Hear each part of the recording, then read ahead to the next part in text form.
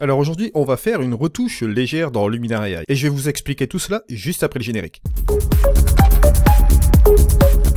Bonjour à toutes et à tous, mon nom est Eddie Kinol, vous êtes sur ma chaîne YouTube de post-production et de photographie. Si vous débarquez ici pour la première fois, ici on parle de post-production traditionnelle et créative. Donc n'hésitez pas à vous inscrire, à mettre un j'aime, et n'hésitez pas à consulter mon site internet pour voir toutes les informations sur les logiciels de post-production, les formations éventuelles et les différents tutos. Vous trouverez sur cette chaîne, bien sûr, un contenu de plus de 570 vidéos, donc n'hésitez pas à les consulter. J'espère que ça vous apportera la plus grande aide. Alors sans plus tarder, aujourd'hui, on va parler de Luminar AI et on va parler d'un sujet vraiment très intéressant. On va faire une retouche contrôlée dans Luminar AI. Pour ce faire, aujourd'hui, j'ai sélectionné une photo. C'est une photo de repérage que j'ai fait ici dans le nord des Cornouailles. J'avais repéré un lieu, d'accord, un spot, pour retravailler sur celui-là en heure dorée. Ici, j'étais en H-2 l'heure dorée, une luminosité relativement encore assez dure, d'accord. Et ce qu'on va faire ici, c'est qu'on va le post-traiter assez rapidement. Bon là, ici au niveau de la composition, vous voyez qu'il y a le chemin ici qui part sur le côté qui est un petit peu coupé. Je m'étais mis une marge de manœuvre ici. Alors ce que je vais faire ici, c'est contraindre directement la composition que vous voyez là. Et je vais mettre en 5/7 aussi cette fois-ci. Voilà, ce sera relativement intéressant. Je vais mettre comme ça. Je vais mettre ici à la ligne d'horizon, voilà, juste comme ceci. Et on va appuyer sur Entrée. Voilà, donc on est ici sur notre image comme ça. Alors, la première chose ici que j'ai fait, bon ici il s'agit d'un fichier DNG, mais que j'ai converti avec Adobe DNG Converter. La conversion n'a pas appliqué la correction d'objectif, donc là, par définition, j'étais dans l'optique, correction des distorsions automatiques et suppression des aberrations chromatiques. D'accord? Alors ici, la première chose que je vais faire, vous doutez bien, je vais afficher le J pour regarder l'écrêtage.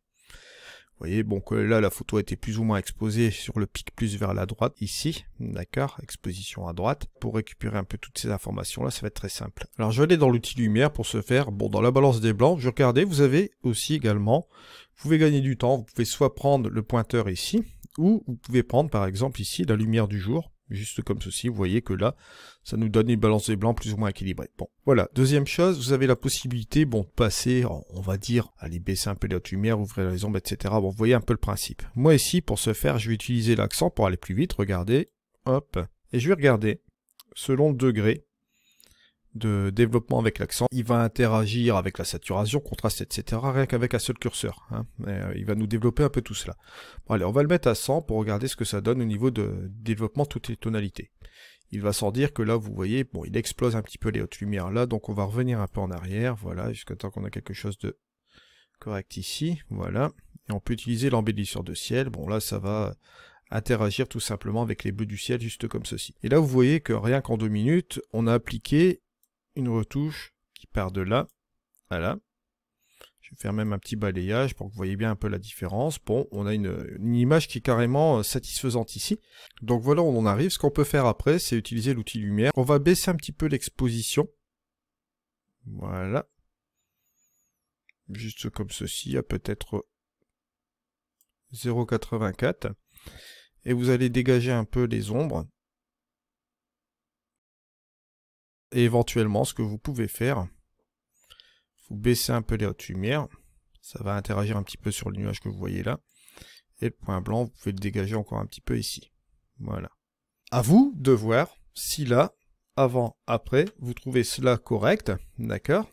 Si vous trouvez que c'est encore un peu trop excessif au niveau du développement, comme vous voyez là, on a ramené quand même un petit peu de vie quand même à cette image-là. Vous vous doutez bien que en réalité, la mer n'était pas de cette couleur-là. Donc on a appliqué tous ces petits réglages comme ceci. Vous pouvez toujours revenir en arrière avec le curseur modèle hein, de l'édition. Si vous voulez revenir un petit peu en arrière, juste comme ceci, voilà. Ça peut toujours être possible. Ou la chose qu'on peut faire, regardez, comme là ici, bon, on a impacté la tonalité aussi des bleus, bon, l'ensemble du reste de l'image, bon, ça c'est relativement intéressant. Si vous trouvez que c'est un petit peu trop bleu, vous avez la possibilité d'aller toujours dans l'outil couleur, hein, ça c'est pas une fin en soi, vous allez simplement sur le curseur des bleus, on va simplement sur le curseur de saturation, on va baisser peut-être un peu la saturation, ou la monter, c'est au choix, vous avez deux possibilités. Et avec, là je vais la monter, parce que je trouve qu'elle est plus valorisante en la montant. Et bien sûr avec la luminance, ce que vous pouvez faire, c'est soit la baisser, soit la monter, bien sûr. Baisser, ça peut être relativement intéressant aussi, comme vous voyez ici. Et vous voyez qu'on en arrive un petit peu sur cette image valorisante. Vous voyez, c'est une retouche qui est relativement légère dans Luminar AI. on retrouve les bleus. Bon, c'était une photo exposée à droite, donc il fallait récupérer des informations, bien sûr. Vous voyez qu'on en arrive un petit peu sur ce résultat-là. Toujours pareil, avec les couleurs, si vous trouvez que c'est un petit peu trop vif ici, vous dégagez un petit peu la saturation juste comme ceci.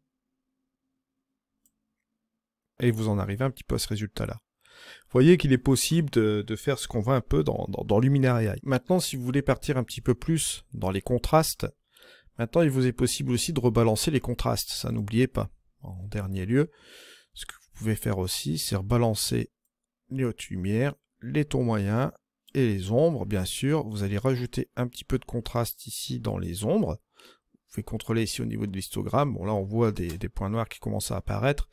C'est pas vraiment dérangeant, puisque là, ce sera du pur noir. Si vous appuyez sur J, vous voyez que bon, c'est pas vraiment dérangeant. On peut aller bien sûr sur les tons moyens. Vous voyez, juste comme ceci, je vais remettre la touche J. Et dans les hautes lumières, bien sûr, on peut sensiblement soit éclaircir ici, au niveau de l'histogramme, ça peut être relativement intéressant. Regardez la petite différence entre le avant et le après.